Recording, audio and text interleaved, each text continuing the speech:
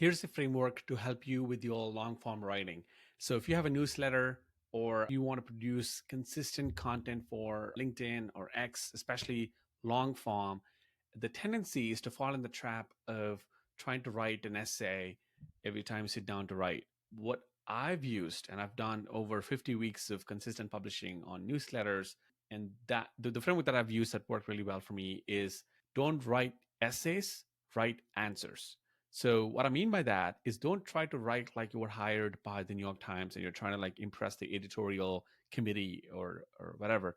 And this is a tendency. Like if you notice, like you sit down and you're trying to like write like, you're gonna get a grade at the end of this, essay, and it's very like formal, and the writing style is too like puffy, and you can just sense that this writer is struggling to kind of make it concise, but also like as the process of writing itself feels ridiculously hard when you're sitting down to write an essay every time.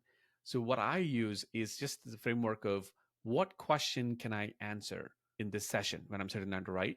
And the questions, usually I source them from asking my audience, or just observing what are some struggles that people have within my sort of user base, and kind of making a note of all these questions that they're wondering or asking, and I sit down and try to answer them. And when I try to answer these, the key is to write them in a way that as if you're trying to train or teach it to a intern in your company. If somebody joined just today, it's a new employee or an intern, especially like 4 or 5 steps behind you, like an intern is probably a good example.